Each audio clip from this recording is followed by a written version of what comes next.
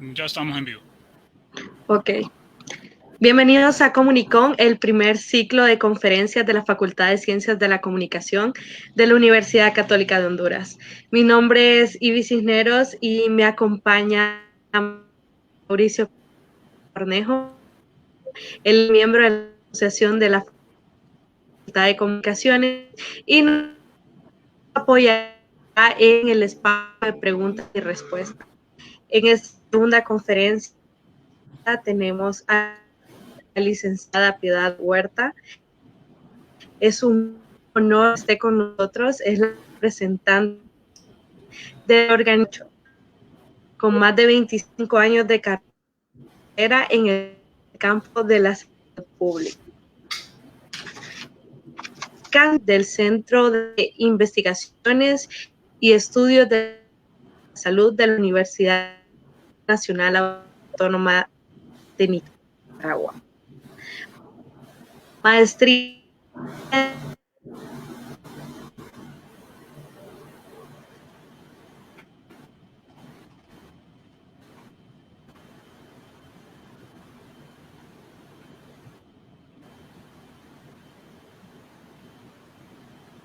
impartirá el tema Honduras antes, durante y después de la pandemia, posibles panoramas para el país.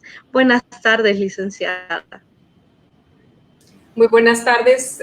Me da muchísimo gusto que me hayan invitado a este primer Comunicón de la universidad. Realmente para mí es un honor estar con ustedes y poder compartir con un público tan selecto este tema que es muy importante, Honduras antes, durante y después de la pandemia, algunos panoramas posibles que hay, no solamente para el país, sino para el mundo entero.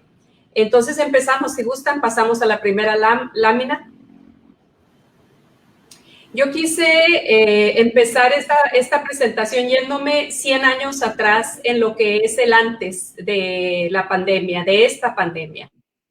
Esta es realmente una historia de una crónica de una pandemia anunciada, porque realmente desde que se dio la pandemia de la gripe española hace 100 años, pasamos a la siguiente lámina, se sabía que después de esa gran pandemia que cobró la vida de más de 40 millones de personas en el mundo, que duró entre 1918 y 1920, exactamente hace 100 años atrás, y que cobró realmente muchísimas vidas alrededor del mundo y dejó un mundo de enseñanzas, a pesar de que en aquel tiempo no teníamos las interconexiones y los medios de comunicación tan hábiles que tenemos ahora en el mundo entero. Sin embargo, aún así, la devastación fue enorme alrededor del mundo.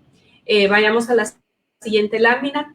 Luego hemos tenido otras epidemias en el mundo, como la epidemia del SARS entre el 2002 y el 2003, una epidemia que fue provocada también por un coronavirus. Estos coronavirus que pasan de un animal a otro animal huésped y luego pasan al ser humano. Y en ese caso, en el caso del SARS entre el 2002 y el 2003, se llegó a una mortalidad, era una tasa alta de 10% de letalidad, y se registraron unos 774 muertes. Sin embargo, fue contenida rápidamente. Sigamos. En la siguiente lámina vamos a ver otra gran epidemia que hubo en el mundo, que fue una epidemia por la influenza H1N1, se propagó por todo el mundo y nunca se supo realmente el número de muertes que hubo. Sin embargo, estudios con proyecciones matemáticas y estadísticas que llevaron a cabo en los Centros para el Control de Enfermedades pudieron identificar que existía la posibilidad de que hubieran muerto entre 151.700 personas y hasta 575.000. Esta es una tasa, un número de muertes muy alto. Sin embargo, es una proyección porque no se pudieron tener los datos exactos. Vamos al siguiente. Luego vino en el 2012 otra epidemia provocada por otro coronavirus. Acuérdense que estamos hablando de una familia de coronavirus, que son estos virus que vienen de un animal a otro y luego pasan al ser humano. Y esta es la epidemia del MERS, que fue en el 2012 y que tuvo una letalidad mucho más alta, de entre 20 y 40%, dependiendo del lugar en donde se presentaba la epidemia. Sin embargo, afortunadamente no se expandió por todo el mundo, logró controlarse y por eso el número de muertes en este caso no fue tan alto. Siguiente. Estamos en una historia, ¿no? Estamos en el antes de la epidemia actual que tenemos de coronavirus. Entonces llegamos al 2015, un año en el que el mundo entero se pone de acuerdo, se armoniza alrededor de unos objetivos de desarrollo sostenible, deciden que juntos van a combatir la pobreza, el hambre, la salud y el bienestar, la educación, que se va a luchar por una igualdad de género, promover que haya agua limpia y saneamiento en todo el mundo, promover energías limpias, un desarrollo sostenible más equitativo con el desarrollo económico también. En fin, 17 objetivos de desarrollo sostenible en los que el mundo entero se compromete a luchar de manera conjunta para avanzar en crear y desarrollar un mejor mundo para todos, un mejor lugar para vivir para todas las poblaciones del mundo. Y eso es apenas hace 5 años que estamos con estos objetivos de desarrollo. Siguiente. Luego, estamos analizando lo sucedido previo a la pandemia, vamos a analizar un poquito la situación de los sistemas de salud en Honduras, para poder saber cuál era la situación previa a la pandemia y lo que estamos viviendo en este momento. Siguiente. En un estudio que hizo una comisión que se estableció en el 2018 a principios del 2019 para la transformación del Sistema Nacional de Salud, los principales problemas que encontró esa comisión en los sistemas de salud fue que las redes de salud, las redes integradas de servicios de salud en el país realmente son redes bastante desarticuladas, que no tienen un ordenamiento que les permita interconectarse como redes integradas de salud realmente, con una alta fragmentación de sus procesos y de sus servicios, inclusive de sus servicios de salud, en donde los centros de salud no tienen realmente una conexión bien identificada y clara con el segundo nivel de atención, como son, por ejemplo, los hospitales o otros centros más especializados. También que el sistema de salud está muy enfocado a lo curativo y por lo tanto había hecho un poco desarrollo de lo que es la atención primaria de salud, es decir, la preparación, la prevención de la salud, la promoción de los estilos de vida saludable. Se encontró en esa evaluación que se hizo una muy débil atención primaria de salud. También un déficit marcado en la asistencia médica necesaria. Ahorita vamos a ver algunos números, pero esta comisión determinó que realmente los recursos humanos dedicados específicamente a la salud, es decir, no todo el aparato de todo el personal del sistema de salud, sino el personal que se dedica a la atención de la salud era muy precario. Luego, un problema generalizado que en ese momento todavía era muy crudo, ahora se ha mejorado bastante, pero en aquel momento la gestión integral de medicamentos bastante inadecuada. Ustedes recordarán que hace 2 años había muchas noticias con relación a la falta de medicamentos, a la escasez de medicamentos, a la mal almacenamiento o compra de medicamentos. Entonces, se tenía que trabajar en ese renglón. También se encontró que la infraestructura de salud tenía un sistema muy colapsado, edificios ya muy antiguos, deteriorados, equipamiento muy deteriorado o no equipamiento en todos los niveles de atención. En todos los niveles, desde el primer nivel de atención, los centros de salud, los hospitales, los laboratorios, toda la infraestructura no había sido atendida por muchos años por lo tanto se encontró que estaba en un estado muy deteriorado. Y bueno, ustedes recordarán que hace 2 años el tema del Hospital Escuela Universitario, que estaba al punto del colapso, motivo por el cual se decidió trasladarlo de nuevo a la Secretaría de Salud y por medio de una junta interventora. Por otro lado, otro de los grandes problemas que enfrentaban los sistemas de salud era una mora quirúrgica y una mora de citas médicas impresionante, inaceptable, porque cuando hablamos de que una persona requiere de una cita médica, la necesita en corto plazo, no en meses, o inclusive se encontró que había personas que tenían una cita para dentro de 1 año y medio o cosas así. Y la mora quirúrgica, que es una mora muy importante porque personas que tienen cirugías que se requieren en una programación específica no se podían programar o se programaban y luego se cancelaban y se reprogramaban para meses después. Así es que esos fueron los principales problemas que se encontraron en el Sistema Nacional de Salud en principios del 2019. La siguiente. Luego, el financiamiento del Sistema Nacional de Salud. Aclaro que estos son datos del 2015, era el último dato disponible que se tenía, pero creo que no ha cambiado mucho. Honduras, con un porcentaje del Producto Interno Bruto, del gasto público en salud, apenas de un 2.95%. Si se dan cuenta en todo ese gráfico, pues abarca la mayoría de los países de las Américas. Entonces, Honduras se encontraba en ese tiempo entre los países con el menor gasto público en salud que se tenía en todo el continente americano. Siguiente.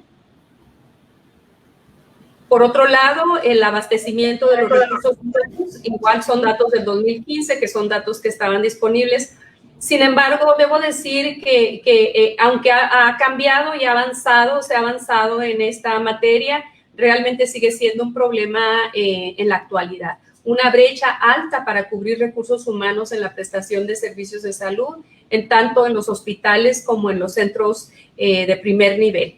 Si vemos el renglón número 1, los profesionales de la salud en general, o sea, todos técnicos, médicos, enfermeras, laboratoristas, el indicador internacional dice que debe haber 25 profesionales de la salud por cada 10,000 habitantes. Sin embargo, había 16 por cada 10,000 habitantes. Y si lo segmentamos en médicos y enfermeras, en aquel tiempo había el indicador internacional requería 18.5 médicos por cada 10,000 habitantes, sin embargo, se tenían 13.8 por cada 10,000 habitantes. Y en el caso de las enfermeras, y aquí nos concretamos a las licenciadas en enfermería, no hablamos de las auxiliares de enfermería. En el caso de las enfermeras, el caso es mucho más delicado todavía, con un 14.1% por cada 10,000 habitantes, que era el indicador internacional ideal como óptimo, pero realmente en el país solamente se tenían 2.2 enfermeras licenciadas por cada 10,000 habitantes. Debo decir que de acuerdo al Observatorio de Trabajadores de la Salud, este porcentaje no ha cambiado mucho, ni en el de médicos ni en el de enfermeras hasta el momento actual. Siguiente. El presupuesto, bueno, estamos hablando hasta el año previo, estamos en el pre-pandemia. El presupuesto, si se dan cuenta, del 2016 al 2019 no cambió casi nada. O sea, 2016 había 14,000 millones de lempiras, al 2019 14,714 millones de lempiras. Es decir, el incremento del presupuesto en salud no se da. No se ve reflejado realmente a lo largo de los años entre el 2016 y 2019. Por lo tanto, si se mantienen los gastos fijos, no hay espacio para la mejora de los servicios de salud. No hay espacio de crecimiento de recursos humanos, no hay espacio para mejora de la infraestructura y por lo tanto no se espera no se espera pues que pueda haber un cambio de mejora sustancial si no hay un mejor financiamiento del sistema de salud. Ese es el escenario que espera a la pandemia realmente ahora que se presenta. Siguiente lámina. Y bueno, llegamos al durante la crisis mundial, esta crisis mundial que es una crisis sin precedentes. Yo no sé si ustedes conocen el cuento de Lobo, en donde el ovejero decía, cuidado que ahí viene el lobo, porque quería asustar quería que tuvieran cuidado con las ovejas, y cuidaban las ovejas, se las metían al corral, y luego pues nunca llegaba el lobo, y volvía a decir al siguiente día, y todos corrían a meter las ovejas. Y así es el tema de esta pandemia. Teníamos 100 años diciendo va a venir una gran pandemia de gripe o de algún tipo de gripe, tipo la que se tuvo hace 100 años, que fue la pandemia de la gripe española. Y era el anuncio, porque sabíamos que podía llegar, los científicos sabían que podía llegar un virus muy agresivo, que pudiera ser muy transmisible, y que pudiera ser transmisible de persona a persona, y sucedió. Y la OMS tiene desde el 2009, cuando se dio la epidemia de H1N1, en el que establecimos una resolución con todos los países, que todos los países iban a tener un plan denominado plan antipandémico, un plan de preparación para una pandemia de este nivel. Y todos los países del mundo tienen un plan. Honduras tenía un plan antipandémico. Casualmente, en enero, principios de enero, antes de que se anunciara la pandemia, las primeras 2 semanas de enero, tuvimos a una misión de expertos aquí en el país que estuvimos trabajando con ellos con la actualización del plan antipandémico. Entonces, casualmente teníamos una preparación con un plan actualizado en Honduras. Siguiente. Entonces, de esta manera, bueno, se empieza a dar la noticia, se da la noticia se anuncia de China a la OMS el día 30 de diciembre del 2019, que se le han presentado numerosos casos de una neumonía atípica en un departamento en el estado de Wuhan, y informa a la Organización Mundial de la Salud. El día 7 de enero, muy rápido, o sea, son secuelas de tiempo muy rápidas. El día 7 de enero, China logra definir que es un virus nuevo, que es un coronavirus nuevo. Y hace la tipificación del coronavirus, el genoma se saca, se hace la extracción, y se sabe entonces que tenemos una nueva enfermedad, un nuevo virus que está atacando y provocando una nueva tipo de neumonía, enfermedad respiratoria aguda. Y hasta ese momento, bueno, se empieza a aprender de la epidemia, se da como epidemia casi de inmediato en China. China toma medidas muy, muy drásticas, cierra totalmente las ciudades que están con mayor índice de casos, las cierra, pero por completo. Es decir, las personas quedan encerradas en sus viviendas, se cierran todos los negocios, se cierran los viajes, se cierra el transporte público, se cierra absolutamente todo. Y se comparte la información con la Organización Mundial de la Salud, que a su vez informa a los países. El día 15 de enero, yo aquí en Honduras como representante de la OMS, le mandé una comunicación inmediata a la ministra de Salud, informándola que se había presentado esta situación, se estaba presentando en China, y que siendo un nuevo virus era muy posible, tenía mucha potencialidad de salir de China y de expandirse por el mundo. Entonces fue cuando el director de la OMS, el doctor Tedros, pide al mundo: preparémonos, porque es muy posible que venga una pandemia. Siguiente. Recordemos que vivimos en un mundo interconectado, que vivimos en un mundo donde la movilidad es diaria, los viajes. China, especialmente un país con una producción comercial impresionante, en la que se mueve por todas partes sus productos, así es que era muy posible que hubiera transmisión rápida fuera de este país. Esta fotografía que ven en pantalla fue la primera reunión que tuvimos inmediatamente después de que se dio el aviso. Esto debe haber sido el 17 o el 18 de enero, en donde nos reunimos con la ministra, con SINAGER, con diferentes grupos de la sociedad, aduanas, migración, turismo. Este es un comité que se llama el Comité de Emergencias en Salud, el COE Salud, que existe en el país, y con ellos compartimos la información y empezamos a elaborar el plan específico para el abordaje de, en aquel tiempo todavía le llamábamos coronavirus, nuevo coronavirus. Todavía no se le definía como COVID-19. Siguiente. Entonces, esas son las preparaciones que estamos haciendo. Eso es en enero.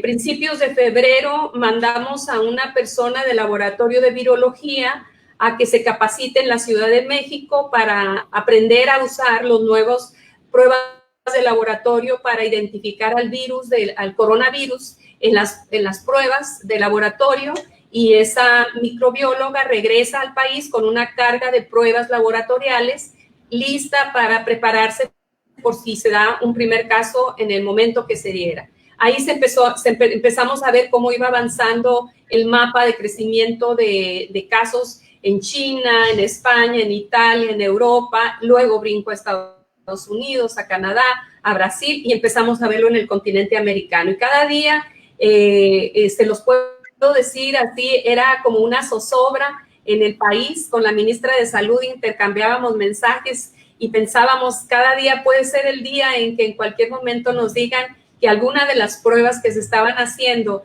especialmente a viajeros que estaban ingresando de cualquier parte del mundo, y que saliera positivo. Y así es como llegamos al caso índice. Este caso que ven en pantalla es el primer caso que llegó al país. Llegaron 2 casos el mismo día, o no el mismo día, sino que las pruebas de laboratorio las identificaron el mismo día, el día 10 de marzo. La información salió el día 11 de marzo porque el 10 de marzo se tuvieron los resultados en la noche muy tarde. Entonces, les puedo decir que, por ejemplo, el día 10 de marzo, a las 11, 12, 1 de la mañana, estaba todo un grupo de personas trabajando para ver cómo se anuncia la Secretaría de Salud que ya hay 2 casos de COVID en el país. Este primer caso, una mujer hondureña, las 2 mujeres que entraron primero hondureñas, ella regresó de España, una mujer de 43 años, embarazada, que vivía en una vivienda pequeña, como de unos 100 metros cuadrados, con 9 personas. Su familia estaba compuesta de 9 personas, sin mucha división en el hogar. De tal manera que de ese primer caso, surgen por lo menos 8 personas infectadas que se van reconociendo con los días. Poco a poco se fueron reconociendo, unos más rápido que otros. La mamá estaba infectada, un sobrino, una hermana, el esposo resultó infectado también, en fin, varias personas de la familia. Y si vemos a la siguiente gráfica, nos damos cuenta por qué es que estas epidemias se reproducen tan rápidamente. ¿Por qué una epidemia, cuando un virus se transmite de persona a persona por el estornudo, por las gotitas de saliva que salen al hablar o al toser o al estornudar, pues se reproduce muy rápidamente? Esta es la segunda generación de casos del caso índice, es decir, de la mamá, de la hermana, del vecino, del hermano que resultaron infectados. Surge esa segunda línea de personas infectadas. ¿Qué fue lo que se hizo para contener la infección para contener esta propagación en el Distrito Central? El equipo de vigilancia epidemiológica tiene algo que se llaman los equipos de respuesta rápida. Entonces, se cercó la colonia en donde vivían estas personas, se dio mucha información en la colonia, se hicieron las pruebas, y algo que es muy importante, se puso en aislamiento a las personas que dieron positivo al examen, y se puso en cuarentena a las personas que no tenían síntomas, pero que habían sido contactos de estas personas. Por eso es que en el Distrito Central no ha crecido tan explosivamente el número de casos como se ha dado en otras partes, en otra parte del país, porque realmente sigue siendo bastante regionalizada la epidemia. Pero estas dos gráficas les muestran cómo es que una epidemia se puede expandir tan explosivamente y tan rápidamente si no hacemos y si no tomamos las medidas necesarias. Siguiente, eso es el durante, todavía estamos en el durante. Estos son los datos al 7 de mayo. Fíjense bien lo que ha pasado en 8 semanas. Estamos hablando del 10 de marzo al 7 de mayo, 8 semanas han pasado. Bueno, ya tenemos 1,685 casos confirmados, de los cuales se han recuperado 154 y lamentablemente han habido 105 fallecimientos.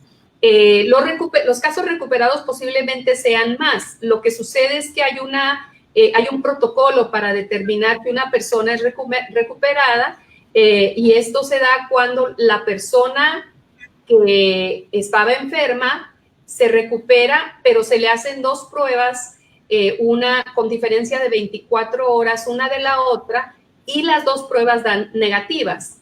Cuando eso sucede, esa persona se anota en ese registro de recuperados. Entonces, es muy posible que hay muchas más personas recuperadas y que ahora que hay más pruebas disponibles en el país, va a haber mayor posibilidad de ir confirmando esa recuperación. Pero lo que quiero que vean es el cuadro de abajo. Ahí lo que vemos es cómo están distribuidos los casos por los departamentos. Por supuesto, sabemos todos que Cortés es el epicentro de la epidemia en este momento, 1,204 casos con un crecimiento muy rápido que se está dando día con día. Le sigue Francisco Morazán con 272 casos y luego tenemos a Lloro con 59 que va creciendo también y Atlántida. Pero los otros departamentos no tienen los casos, tienen 1, 4, 9. En estos departamentos es muy importante contener la epidemia. ¿Cómo se contiene? Se contiene cuando se identifica el caso positivo, se le aísla, ya sea en su casa si tiene posibilidades de ser aislado porque la vivienda lo permite, porque no tiene riesgo de contagiar a otras personas, o se le aísla en una institución si es que tiene una sintomatología severa o si puede contagiar a otras personas. Entonces, estos son lo que se tiene que hacer con las personas que son positivas y poner en cuarentena a las personas que fueron contacto. Esto es fundamental.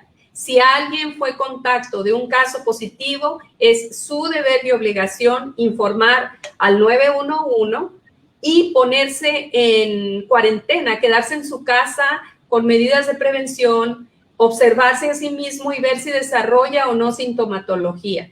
Si desarrolla síntomas, entonces informar para que le hagan el examen y verificar si en ese contacto que tuvo se dio infección o no se dio infección. Vamos al siguiente. Este es el mapa mundial y es terrorífico. Estamos hablando de una verdadera catástrofe a nivel mundial. En este momento hay casi 4 millones de personas infectadas en el mundo, con más de 272,000 fallecimientos, y hemos visto un crecimiento impresionante y desproporcionado, por supuesto, todos lo hemos visto en Estados Unidos, y va creciendo en otras partes del mundo. Entonces, esto es algo que debe de llamarnos la atención y debe hacernos poner los pies en la tierra de que estamos en la pandemia, que cuando hablábamos los que trabajamos en salud pública hace 10 años o hace 15 años de que en algún momento va a llegar una gran pandemia como la que se dio en el siglo pasado, cuando murieron 4 millones de personas en el mundo porque era una gripe que se transmitía de persona a persona. Bueno, esta es la pandemia. Llegó el lobo, finalmente llegó el lobo. Esta es la pandemia. Y es por eso tan importante que se abran estos foros como este foro en el que ustedes me dan la oportunidad de intervenir, porque es muy importante pasar la voz, comunicar adecuadamente el mensaje, informar que esta es una pandemia que puede llevarse la vida de miles y miles de personas, que ya se ha llevado la vida de más de 250,000 de personas en el mundo y que creemos nosotros, los que estamos trabajando fuertemente aquí en el país, junto con la Secretaría de Salud y otros muchos aliados, que es posible contener la pandemia en el país, que todavía tenemos un chance de contener la epidemia porque, como vimos en el gráfico anterior, está regionalizada.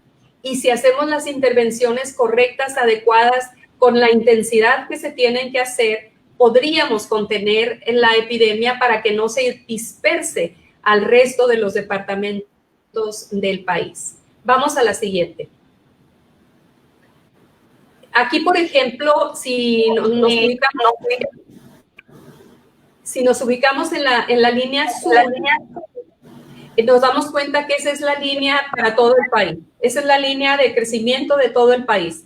Pero realmente el departamento que es el que está aportando a que esta gráfica vaya hacia arriba es el departamento de Cortés. Si vemos las líneas abajo, la línea verde, por ejemplo, es la línea de Francisco Morazán, que es apenas hace dos semanas que ha subido un poco, pero el resto de las líneas están aplanadas. O sea, nosotros hemos hablado mucho, ustedes han de haber oído, la curva aplanada, mantener la curva aplanada. Esto quiere decir prolongar en el tiempo la aparición de los casos para que los servicios de salud tengan espacio suficiente para atender a las personas. Entonces, realmente lo que nos está haciendo una curva hacia arriba es que tenemos un departamento que tiene una explosión de casos. Y ahí es donde tenemos que concentrar las intervenciones en este momento sin descuidar el resto de los departamentos. Siguiente. Aquí, bueno, la explicación, esto es un gráfico general, no es del país, pero esto es lo que sucede en un brote pandémico. El 1 y el 2 les muestran la curva sin intervención. Si no se hace nada, absolutamente nada, así se vería nuestra gráfica en este momento, pero para todo el país, para todos los departamentos. Con intervención se ve como el número 3, o sea, una curva aplanada en donde los casos se van extendiendo a lo largo del tiempo y permiten que vayan desocupándose camas para atender a los nuevos casos. Y eso es lo que se busca, porque realmente si somos muy claros en la información, este es un coronavirus nuevo. Todos somos susceptibles, no hay inmunidad en nuestros cuerpos. Por lo tanto, cualquiera de nosotros puede adquirir el virus y enfermar con síntomas, sin síntomas, con síntomas graves o con síntomas muy graves, dependiendo la persona. Entonces, lo que nos interesa es mantener esa curva aplanada para que nos dé tiempo de que los servicios de salud puedan ir atendiendo a las personas conforme van apareciendo, porque van a seguir apareciendo. Vamos a la siguiente gráfica. ¿Cuáles son los principales problemas que se han encontrado para contener la epidemia? Todavía estamos en el durante la pandemia, ¿ok? No nos hemos ido al después. Bueno, primero, la detección oportuna de casos nuevos y sus contactos. Ha habido realmente un problema para que se acomodara el sistema de vigilancia epidemiológica. Recordemos que este es un problema nuevo para el mundo. En ningún país del mundo estaba preparado, no tenían un plan que dijera, bueno, vamos a tener equipos de respuesta rápida capacitados y que estén conformados de tal forma en todos los departamentos del país. Entonces, ha habido problema para detectar oportunamente los nuevos casos y sus contactos. Entonces, faltan suficientes equipos de respuesta rápida para la detección oportuna de estos casos. En todo el país faltan, pero se está trabajando en ello con la Secretaría de Salud. Por otro lado, algo en lo que todos podemos colaborar es en fomentar la confianza en los equipos de respuesta rápida. Un equipo de respuesta rápida está compuesto por un médico, una enfermera o auxiliar de enfermería y un microbiólogo y un trabajador social. Estos equipos van a las casas de las personas en donde se encontró un caso positivo para investigar los contactos y poder ayudar a la persona que resultó positiva en su prueba a atenderse adecuadamente, a explicarle la importancia de que esté en autoaislamiento o internado para evitar que muera, porque lo más importante es salvar la vida, o que infecte a otras personas. Pero también para concientizar a los contactos de esas personas de que deben estar en cuarentena, que significa quedarse en casa 14 días y estar con todas las medidas de prevención y cuidarnos de no ir a entrar en contacto con otras personas y propagar la infección en caso de que haya infección. Y si se presentan los síntomas, pues informar a los servicios de salud para que le hagan la prueba y se pueda determinar si la persona tiene o no el COVID-19. Entonces, pero nos hace mucha falta que se le tenga credibilidad, que se elimine el estigma en contra de las personas que pueden tener la infección, porque eso es lo que le da temor a la gente, de que vayan a llegar a su casa con los trajes de prevención, con los trajes protectores, y que los vecinos vean que a lo mejor en la casa hay un caso COVID. Entonces, ustedes, toda esta red de comunicadores que están ahorita en esta conferencia, creo que es muy importante que ayuden en eso, que colaboren en eso, porque tenemos que detener la propagación de la epidemia. Otro problema es el que las personas que son positivas, que respeten el autoaislamiento, que se queden en su casa o donde han sido destinadas para el aislamiento, para que no infecten a otras personas. Y también el respeto a la cuarentena en el caso de los contactos. Eso es algo sumamente importante. Por otro lado, otro problema que se tiene son los insuficientes servicios de salud para atender una gran demanda de personas enfermas en caso de que se diera un brote explosivo. Imagínense ustedes de que se nos presentaran 200 casos que requieren cama. Pues no hay camas suficientes para atender a las personas, no hay salas de cuidados intensivos, no hay suficientes ventiladores. Por eso es tan importante contener la epidemia, detenerla para que no se nos dé esa situación. Siguiente lámina, por favor. Ahora bien, ¿qué puede suceder en las siguientes semanas? Vamos a la siguiente lámina. Algunos estadísticos han estado haciendo modelos matemáticos para calcular, para decir, bueno, si la gente si no obedecemos todas las reglas que nos están poniendo, que realmente yo tengo mucha confianza en que la curva aplanada a nivel nacional que tenemos es por todo lo que se ha hecho, por la contención, porque nos han pedido que nos quedemos en casa, porque se han suspendido todos los eventos que requieren aglomeración de personas. Gracias a ese esfuerzo que hemos hecho todos, es que hemos logrado que no haya una mayor propagación de la epidemia. Pero estos gráficos que estamos viendo aquí son estadísticas que han sacado los matemáticos calculando, y aquí está centralizado a Cortés y al Distrito Central, cómo podrían crecer el número de casos.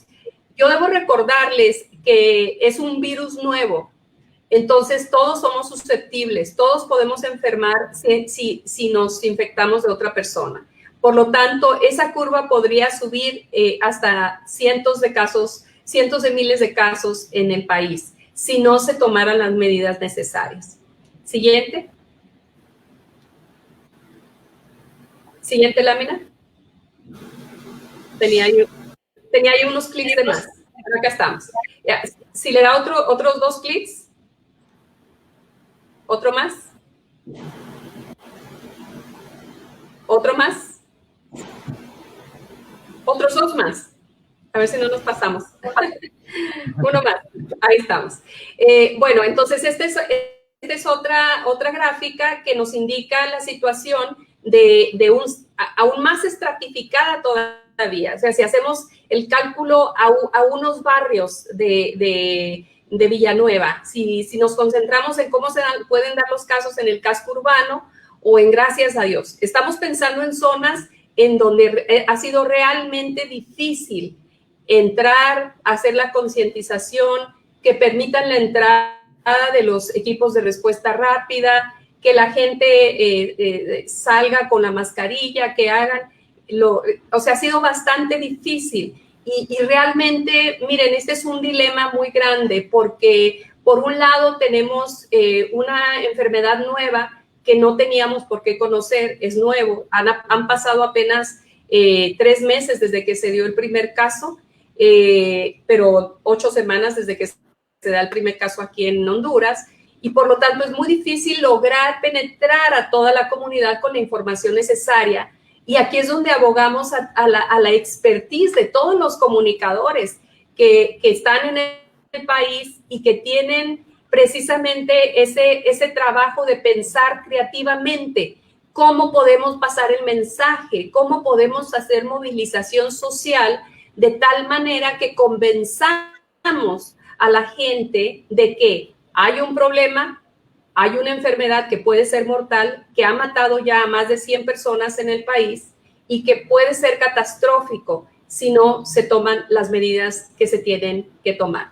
Estos son los escenarios que ustedes me pidieron que incluyera en mi presentación. Generalmente, cuando yo hago presentaciones, no me gusta ser fatalista, me gusta decir qué es lo que podemos hacer para mejorar. Pero es importante que se vean los escenarios porque realmente tenemos que tener claridad qué puede suceder si no se toman las medidas necesarias. Siguiente. ¿Se acuerdan que en el preámbulo vimos la situación del estado de salud, ¿no? De los servicios de salud?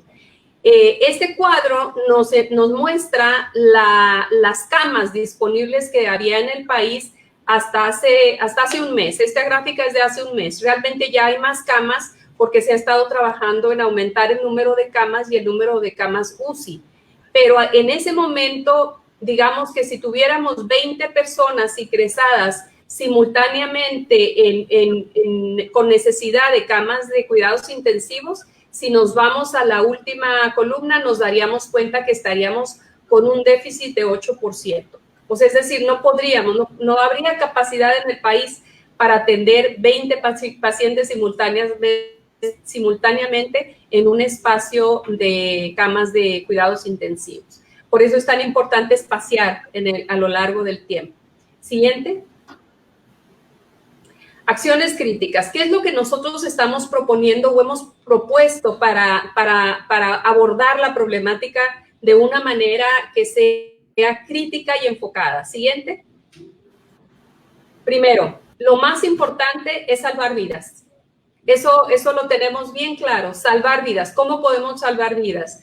1, reorganización de los servicios de salud para poder tener bien claro cuántas camas se necesitan, cuántas camas de cuidados intensivos se necesitan, qué aparatos se necesitan, ya sean ventiladores o de otro tipo, cuánto personal de recursos humanos se necesita para poder atender a un volumen grande de personas y estar preparados para la contratación o tenerlos contratados. Mantener el control y la prevención de la infección en todos los servicios de salud. Es muy importante que las salas COVID en los hospitales y en los centros de salud sean salas separadas del resto de los servicios de salud para que no haya una infección cruzada en el hospital. Esto es sumamente importante.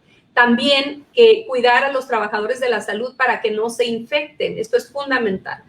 Y garantizar la cadena de suministros, asegurarse que hay medicamentos suficientes, que hay equipos de protección suficientes para el personal de salud, que hay gases, que hay toda esta cantidad de insumos, pruebas de laboratorio que se requieren para atender la epidemia. En la segunda columna, y es central porque realmente es un eje central, es proteger al personal de salud.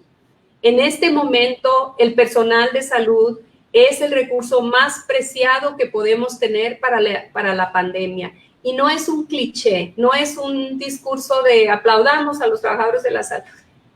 realmente son el recurso más precioso que tenemos. ¿Por qué? Primero, porque el país tiene pocos recursos humanos en salud. Segundo, porque el país tiene muy pocos recursos humanos especializados en las especializaciones que se requieren para esta enfermedad.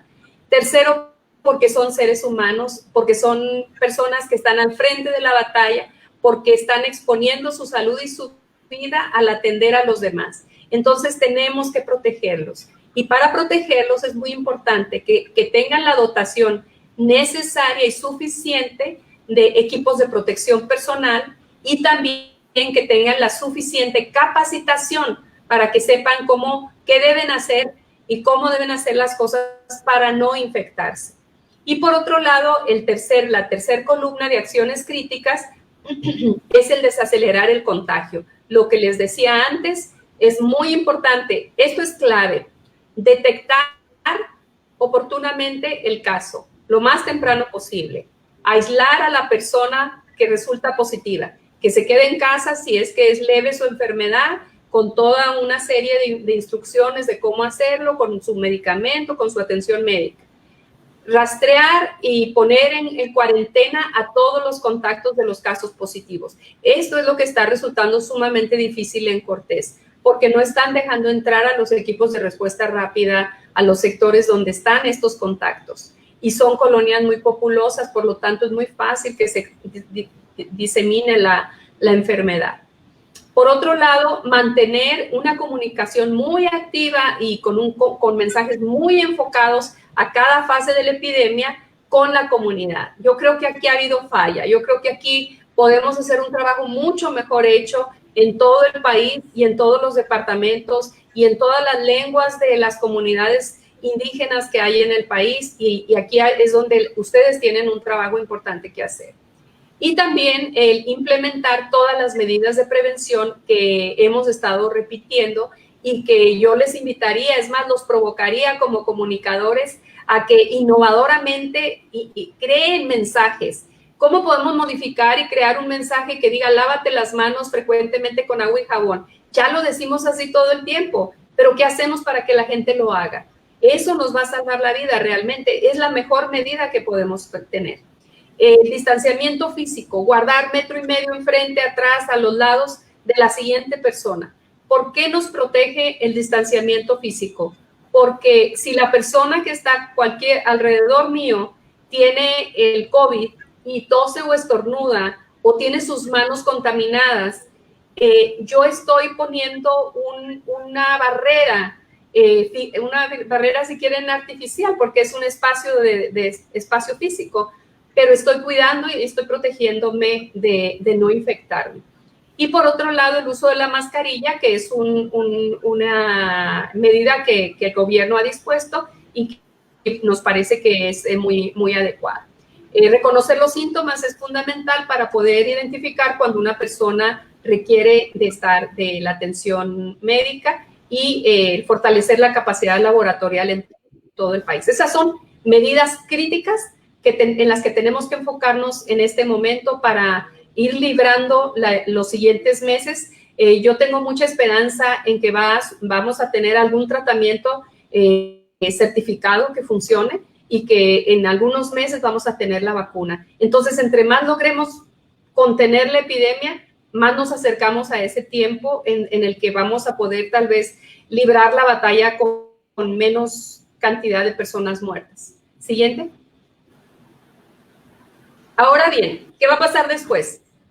Bueno, tenemos un montón de lecciones aprendidas que todos tenemos que aprender. Yo esperaría que mientras están en su casa, los que les ha tocado quedarse muchas semanas en casa o trabajar desde casa o aprender desde casa, hacer la escuela desde casa, relacionarse diferente con la familia porque pasamos muchas más horas con ellas, que estemos escribiendo esas lecciones aprendidas. Vamos a la siguiente lámina. Yo creo que toda la sociedad debiéramos tener una hoja en blanco e ir escribiendo día con día esta historia desde la perspectiva de cada uno de nosotros, cómo la estamos viviendo, cómo la estamos viendo, qué estamos observando. porque es una historia que ojalá no se vuelva a repetir en otros 100 años. Es decir, que nos vamos a morir y que ojalá que no vuelva a haber otra pandemia como esta. Pero es muy importante que lo documentemos, porque no puede ser posible que la siguiente generación, dentro de muchos años que le toque otra pandemia, no esté bien preparada. No era posible que si nos estaban diciendo viene el lobo, va a venir una pandemia, ningún país estábamos preparados para una pandemia de este tamaño. Ninguno. No había un país preparado. Siguiente. Entonces, ¿qué es lo que viene? Bueno, no es fácil, no vamos a endulzarles el oído. Vienen tiempos más difíciles todavía que lo que hemos vivido hasta ahorita. Vamos a tener tiempos muy duros. Ojalá que no nos toque en nuestras familias, pero va a haber pérdidas humanas, sin duda alguna. Todavía va a haber varios o bastantes fallecimientos en las siguientes semanas. ¿Por qué? Porque hay muchas comorbilidades, porque hay mucha gente que tiene enfermedades que son agravantes del COVID, porque muchas veces las personas se enferman y no van al médico, sino hasta que ya están muy mal, y cuando eso sucede es muy difícil salvarles la vida, porque no tenemos un tratamiento realmente todavía certificado para curar a las personas y no hay vacuna.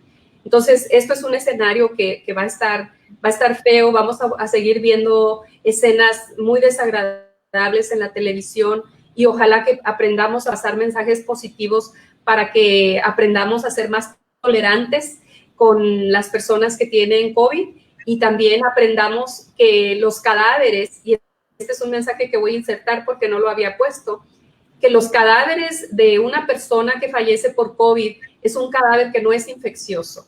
Es un cadáver que puede ser sepultado normalmente, que puede ser llevado al cementerio y que se le pueden rendir los respetos de acuerdo a las creencias de cada familia. Y eso es muy importante. Pero entre nuestros tiempos muy difíciles habrá mayor pobreza.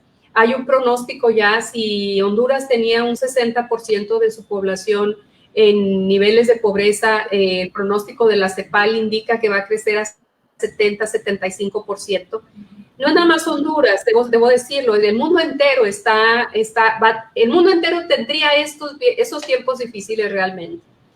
Va a haber necesidad de apretarnos el cinturón en muchas familias, de ser más ahorradores, de apreciar más lo que tenemos, de reducir lo que consumimos, de entender que tal vez ahora nos damos cuenta que todo aquello que estábamos haciendo no era realmente tan necesario, y en todo eso que gastamos pues no es tan necesario.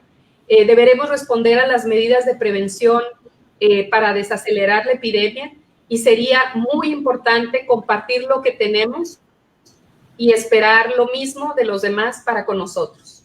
Esto es en los tiempos difíciles que tenemos enfrente de nosotros y que van a durar todavía muchas semanas. Esto no se termina en una semana, puede ser meses y meses que vamos a estar con una situación como la que estamos viviendo ahorita, y empeorando antes de mejorar. Siguiente. ¿Qué esperaría yo? ¿Qué esperaría que se diera después de esto? Yo esperaría que todos en el mundo tengamos claro que la salud es un derecho humano, que la persona es el fin supremo, que es muy importante abogar y dirigir los esfuerzos de los países a una cobertura y acceso universal de servicios de salud. Que tengamos claro que la salud es un servicio público y que debe estar al servicio de la gente. Y que financiar salud adecuadamente es indispensable. Y yo creo que esa es una de las mayores lecciones aprendidas de todos los países, o de muchos países en este momento. En este momento decir, si hubiéramos invertido en esos hospitales para que estuvieran mejor, si hubiéramos formado un mayor número de especialistas intensivistas, si hubiéramos promovido una mayor formación de licenciadas en enfermería, entonces hay que aprender de la lección y hay que enfocar hacia allá en el futuro. La siguiente, y creo que con esta termino. Yo esperaría entonces que todos los gobiernos entiendan que al invertir en el desarrollo humano y social, en la salud, en la educación y en el trabajo, lo único que nos puede traer a todos es mayor bienestar, y que esto nunca será un gasto, sino que será una inversión para tener mejores sociedades. Y si hay una más, creo que tengo la última. Y yo lo pido y lo pido en mis entrevistas y lo pido, que tratemos a los demás como deseamos ser tratados, especialmente en tiempos de enfermedad y de pobreza. Y con esto concluyo. Muchas gracias por la invitación.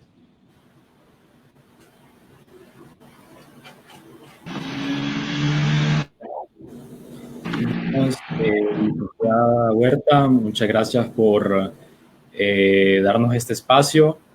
Igual tenemos varias preguntas que han hecho nuestros espectadores que nos gustaría ver si nos podría aclarar. Primeramente tenemos una pregunta de Carlos Moncada que saca en este espacio algo muy interesante, que es un factor externo del país que podría llegar a afectar a Honduras. Él pregunta, ¿cree que el manejo inadecuado de la pandemia en Nicaragua llega a causar un impacto negativo a nuestra región, específicamente a Honduras? ¿Quieren que conteste una por una o juntamos varias y luego las abordamos? Como ustedes quieran. Yo digo que una por una. Y saliendo una por una. Sí. Mire, en general, yo creo que todos los gobiernos del mundo debiéramos estar enfocados en este momento para detectar casos, para aislar casos, para tratarlos. Y que en este mundo interconectado que tenemos, en donde todos los países se relacionan, todos los países somos vecinos, porque hasta el país más, yo considero mi vecino a Estados Unidos, porque es un vuelo rápido el que hay de aquí a Estados Unidos. Si no estamos todos en el mismo canal de trabajo y de trabajo solidario, conjunto y enfocados a la atención de la pandemia, por supuesto que puede afectar lo que hacen unos países a los otros. Eso es indiscutible. Luego tenemos una pregunta de una licenciada de nuestra facultad, la periodista Ninfa Arias, que ella hace la pregunta, ¿qué tan lejos estamos de aplanar esa curva? Bueno, nos va a tomar tiempo todavía. Mira, las proyecciones estadísticas nos sirven para planificar, nos deben de servir para planificar. Entonces, cuando decimos, por ejemplo, hay varios modelos matemáticos que indican que vamos a tener un pico, nuestro pico más grande en mediados de junio, y es posible, y que luego baje, pero la bajada tampoco quiere decir que va a ser mejor, porque todavía va a seguir siendo un número alto de casos. Pero esta epidemia, esta pandemia en el mundo no es como que sea una curva que baja y termina. Puede darse en olas. ¿Por qué? Porque somos susceptibles, es lo que les decía antes. Somos susceptibles al virus. Entonces, nosotros consideramos como organización que hay que ir abriendo el país de una manera muy estratégica, muy priorizada y buscando lo esencial. ¿Qué es lo esencial que se debe de ir abriendo para no abrir de golpe y que de golpe se nos presenten los casos? O sea, es la manera de mantener esta curva aplanada y que nos dure meses aplanada, que es lo que esperaríamos, es porque no tenemos los servicios de salud suficientes para atender a un gran número de personas. Entonces, es muy importante, por lo tanto, que sigamos asumiendo todas estas medidas preventivas y que las incorporemos como una disciplina de vida. Yo creo que van a pasar meses y tal vez un par de años antes de que volvamos a poder abrazarnos y darnos el beso con el amigo como lo hacíamos antes. Eso es una realidad, porque el virus va a estar circulando y porque mucha gente es asintomática y no sabemos si tiene el virus o no tiene el virus. Es algo sin precedentes realmente. Entonces, la respuesta más correcta sería, yo esperaría que esto siga por varios meses aplanándose para que no tengamos tantas muertes en el país. La siguiente pregunta creo que iría relacionado bastante en el proceso de buscar aplanar esa curva. Nos las hace la pregunta Lucía Medina. Dice, ¿cuál es su posición como comunicadora en frente al manejo de la información de los medios a nivel nacional respecto al virus? Sabemos que los medios de comunicación influyen demasiado en la transmisión de la información y pueden apoyar a mantener esa curva aplanada, ir aplanándola poco a poco. ¿Cuál es su postura a base de eso? Bueno, mira, yo he visto de todo. He visto de todo en los medios de comunicación. Yo veo, de pronto he visto mucho compromiso de parte de muchos medios de comunicación en donde han mantenido un mayor porcentaje de cobertura de su tiempo dedicado al coronavirus. Pero es muy importante que se fomente la educación diaria de los comunicadores, porque la situación va cambiando. Las lecciones que va dejando esta epidemia van cambiando día con día. Entonces tenemos que ir leyendo y tenemos que ir aprendiendo lo nuevo que se está dando de la epidemia para ir informando adecuadamente a la gente.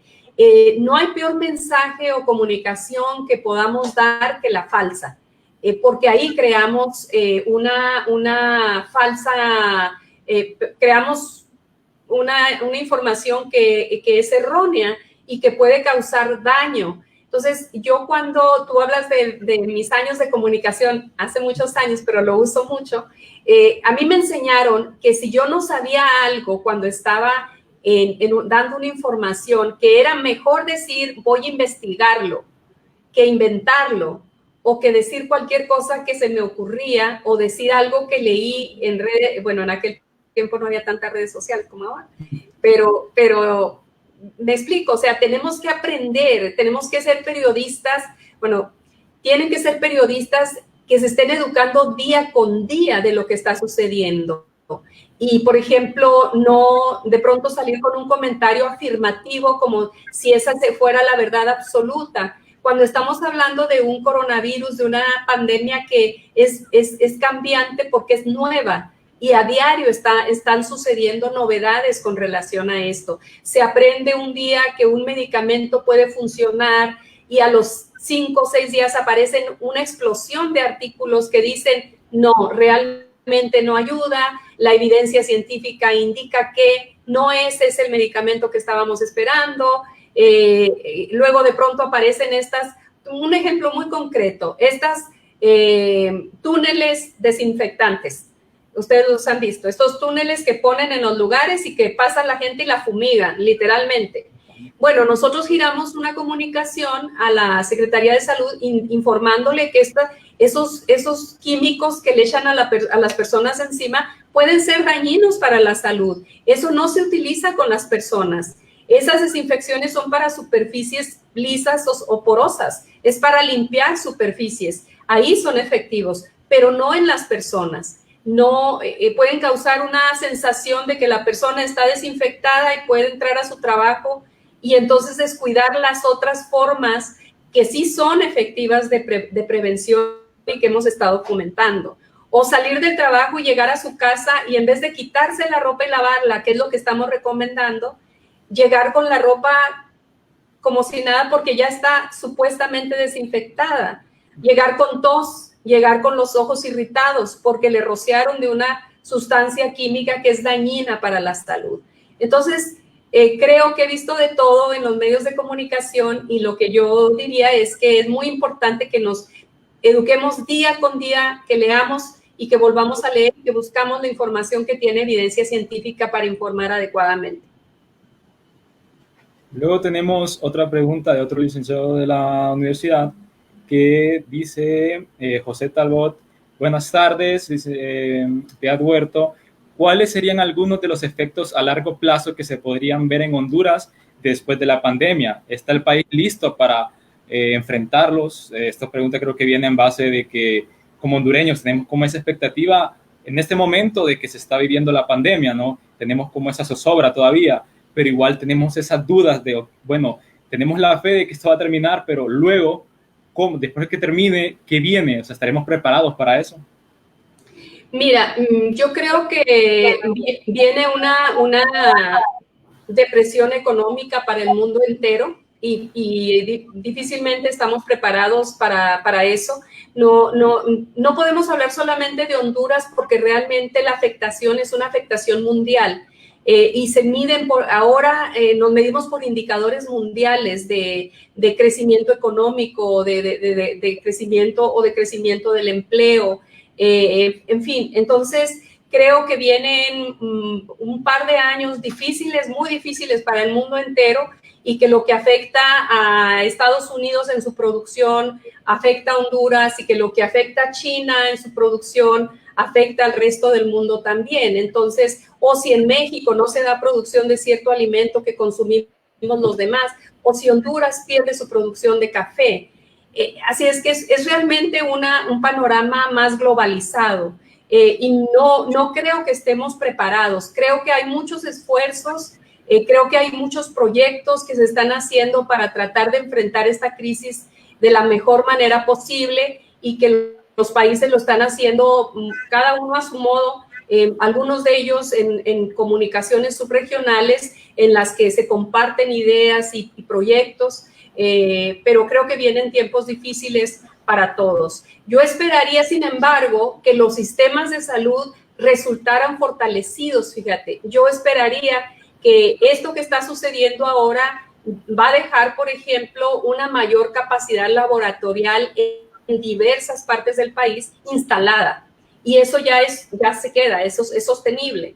Va a dejar mayor infraestructura de camas de cuidados intensivos, y esas camas se quedan.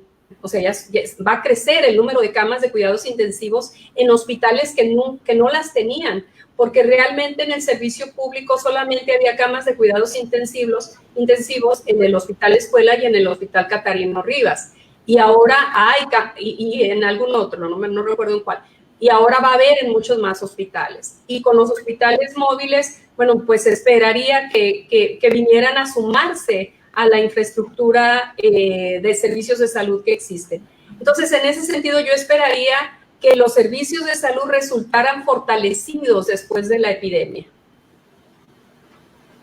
Tenemos la siguiente pregunta de Emily Flores, que dice, ¿qué medidas de seguridad se están tomando en el interior del país, específicamente en las áreas rurales, en donde quizá la población de estas zonas no creen o no aplican las medidas de bioseguridad que se informan en los medios de comunicación? Sabemos de que cada segmento de la población es diferente, entonces, ¿qué se puede llevar a cabo con este tipo de zonas que tal vez no se están aplicando? Bueno, mira, yo creo que sí se está haciendo un trabajo a través de los alcaldes, de la Asociación de Alcaldes a nivel nacional, que se han estado girando mensajes, comunicaciones, se ha estado transmitiendo bastante información, y se sorprenderían de ver unas fotografías que me enviaron el alcalde de Intibucá, población lenca, allá en el oeste, en donde las personas que iban a la municipalidad a hacer diferentes trámites estaban formadas con su 1.5 metros de distancia una tras otra, bien disciplinaditos, esperando que les tocara llegar a lo que iban a llegar a hacer. Entonces yo creo que es variado, que depende mucho del trabajo que haga el alcalde en cada región con su mesa intersectorial, y hay alcaldes que son supremamente trabajadores, muy comprometidos con la salud. Entonces yo creo que no se puede decir algo estandarizado. Yo creo que en general quiero pensar que hay un buen trabajo a nivel de las comunidades rurales. Sé, por ejemplo, que en el Valle han organizado una mesa intersectorial fantástica en donde están distribuyendo información, en donde están llevando servicios de salud pública a la comunidad, y así diferentes formas de abordar esta problemática al nivel local. Siguiendo las preguntas, Yamilet Velázquez dice, ¿qué caso de una muerte por COVID-19 en casa de habitación? ¿Cuál sería el procedimiento a seguir para la desinfección de la casa y personas que viven ahí una vez retirado el familiar fallecido? Esta es una excelente pregunta. Nosotros acabamos de emitir un curso que es realmente un video informativo de 22 minutos, que se llama Cuidados del paciente en el hogar. Es un video que apenas se lanzó hace 2 semanas, lo vamos a pasar a través de ustedes, se los prometo que Iri se lo vamos a mandar a usted para que lo distribuya, porque es muy importante que todos lo vean y que lo vean con sus familias. Ahí se explica claramente cómo se debe hacer la limpieza del hogar y la desinfección del hogar.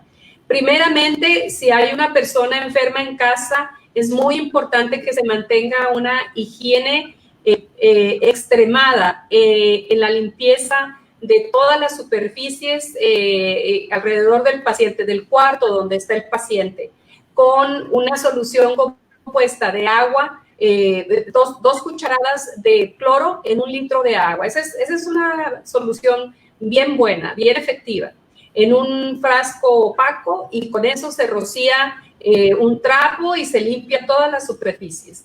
La cama, la persona que hace la limpieza tiene que tener mascarilla, delantal impermeable, guantes y de preferencia cubrir sus zapatos con algunas botas o con algunas bolsas de plástico.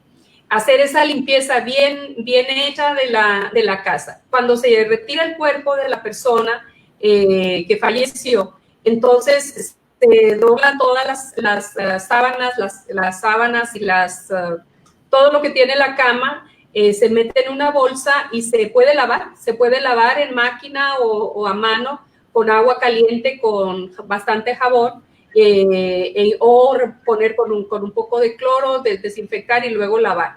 Y puede volverse a utilizar, no pasa absolutamente nada. Es muy importante saber que lo que infecta a las personas son las gotitas de saliva o las mucosas de la persona infectada, no la piel, no lo demás del cuerpo.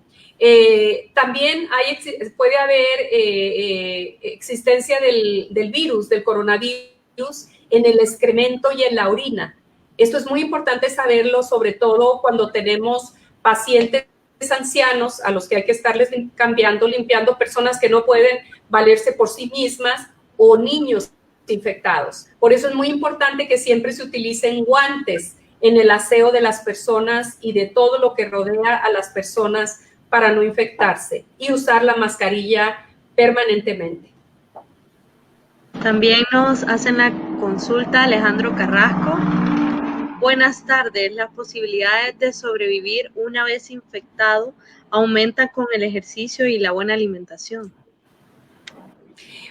Definitivamente, si tiene uno una buena salud, las posibilidades de que la enfermedad sea leve son de más de un 80%. Eso es fundamental. Y qué bueno que me hagan la pregunta, porque realmente hay que hacerlo a diario, antes de enfermarnos. Ya si una vez que estamos enfermos y es otra cosa, pero hay que hacerlo ahorita. Vamos a comer bien, vamos a hacer ejercicio, y vamos a cambiar el estilo de vida, porque realmente es muy lamentable que las personas que tienen mayor riesgo de morir son aquellas que tienen enfermedades concomitantes como diabetes o enfermedad del corazón, asma, VIH, tuberculosis.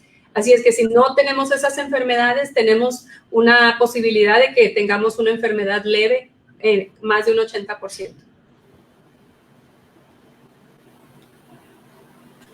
Okay. Tenemos otra pregunta de parte de Luis Escalante. Dice: en las redes sociales se leen muchos comentarios de personas que estigmatizan al personal de salud y personas enfermas a causa del virus. ¿Cómo podemos concienciar a las personas sobre la importancia que tiene la empatía de una emergencia sanitaria como esta? Mira, yo di un mensaje al final de mi presentación y yo lo repito constantemente. Es muy importante que tratemos a las personas como deseamos ser tratados nosotros mismos en el caso de ser enfermos. Entonces, si yo le grito a una persona, si yo la quiero botarla de la colonia, entonces esto me puede suceder a mí mismo si yo enfermo. Es muy importante que fomentemos la empatía, como usted mismo lo dice, para con las personas, porque es una enfermedad realmente que nadie le esperaba y que si nos cuidamos y nos protegemos no nos va a causar un problema. O sea, si nos protegemos nosotros estamos responsables de protegernos.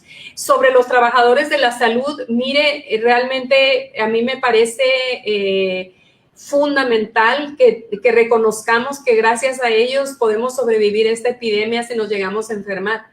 Es como cuando tienes un guardián y si no tienes ese guardián puedes morir. Entonces se merecen todo nuestro respeto, toda nuestra admiración y también se merecen que los protejamos, que ayudemos de la manera que podamos a que tengan sus equipos de protección personal y que les demos todo el respeto que se merecen por el trabajo que están haciendo, poniendo en riesgo su salud y su vida por nosotros. Ok, representante, también tengo una pregunta propia. Sabemos que la OPS siempre ha estado en ese proceso de fortalecer y apoyar a la salud pública del país. Y sabemos de que antes de que comenzara todo este enfoque de la pandemia del COVID-19, la OPS ya estaba en ese proceso de combatir el dengue, que estaba atacando fuertemente a la salud del país, y luego aparece, como dice, la pandemia. Entonces, ¿cómo la OPS ha afrontado esto? Pues estos dos grandes problemas que tiene el país. Además, me gustaría saber que ustedes también tienen más actividades y planes en desarrollo. Sabemos que por años siempre tienen lo que es las campañas de vacunación, ¿verdad? Ya sean para niños, para ancianos, mujeres embarazadas, siempre con su enfoque variando cada año. Entonces, también esto ha pasado a segundo plano o siempre siguen tratando de trabajar en ello. ¿Cómo está manejando todo esto la OPS? Muchas gracias por la pregunta. Sí, bueno, realmente somos una agencia de cooperación internacional, la agencia especializada en salud pública, la oficina regional de la OMS y somos la representación de la Organización Panamericana de la Salud. Nosotros tenemos un plan bienal que elaboramos con la Secretaría de Salud que cubre todos los aspectos de la salud pública, enfermedades crónicas, enfermedades transmisibles, sistemas de información, por supuesto los programas de vacunación, salud de la familia, reducción de la mortalidad materna, en fin, todo lo que es salud ambiental también, el trabajo de promoción de la salud. Entonces, lo que hacemos, lo que hemos hecho el año pasado con dengue fue sumarnos mano a mano con la Secretaría de Salud en el combate contra el dengue y estuvimos aportando los recursos que sabíamos que hacían falta y los que nos solicitaban, capacitación, recursos financieros, compra de insumos, trabajo en el terreno para la capacitación de personal, misiones especializadas y lo mismo estamos haciendo en este momento con COVID-19, aportando todas las guías y todos los protocolos que van apareciendo, enviándoselos oportunamente a la Secretaría de Salud para que vaya asimilando los cambios que se van dando con relación a esta epidemia. Pero al mismo tiempo seguimos trabajando en lo demás. De hecho, un esfuerzo importante que estamos haciendo es en fomentar algo que se dice la resiliencia de los sistemas de salud. Es decir, que los sistemas de salud sigan funcionando en todo lo demás, que sigan brindando los servicios para las personas con diabetes, que sigan brindando los servicios para las personas que requieren oncológicos, para las personas que tienen problemas renales. La campaña de vacunación se ha trabajado intensamente con el PAI para definir cómo debe de hacerse este año, porque es un año diferente, o sea, no se pueden hacer las grandes campañas, salir a las calles, hacer eso. Entonces hay toda una estrategia que se va a seguir. Se movió la campaña un mes, al mes de junio, para tener la oportunidad de hacer toda la preparación de esta estrategia que se va a seguir y nosotros trabajamos de la mano con el programa de inmunizaciones. Es decir, seguimos trabajando en todo lo demás, pero tenemos un equipo multidisciplinario que hemos jalado de los diferentes programas, que son el equipo de contingencia, que son el equipo esencial para la emergencia. Y es un equipo que está dedicado 24/7, empezando con esta persona, para apoyar al país en el abordaje de la emergencia. Movilización de recursos, guías, elaboración de cursos de capacitación, piezas de comunicación, en fin, todo lo que el país nos pide y lo que nosotros observamos que hace falta lo ofrecemos y lo ponemos a disposición. Ivy, ¿tiene algo más por decir, Ivy? Bueno, ya estamos finalizando. Agradecerle a la licenciada Piedad Huerta por esta oportunidad, este espacio que nos brindó en su agenda. Definitivamente la información que ha compartido con cada uno de nosotros ha sido excelente, ha sido también en el área de las comunicaciones muy importante para nuestra formación. Agradecerle también a Mauricio por acompañarnos también en el espacio de preguntas y respuestas, y también a todos los que están conectados, y seguirles invitando a esta edición de Comunicón, a las demás conferencias que tenemos para cada uno de ustedes. Y bueno, buenas tardes, licenciada Piedad, buenas tardes, Mauricio, y buenas tardes a cada uno de los que se conectaron. Muy buenas tardes, muchas gracias por la invitación. Ha sido un placer para mí y estamos a sus órdenes. Muchísimas gracias, licenciada. Muchísimas gracias.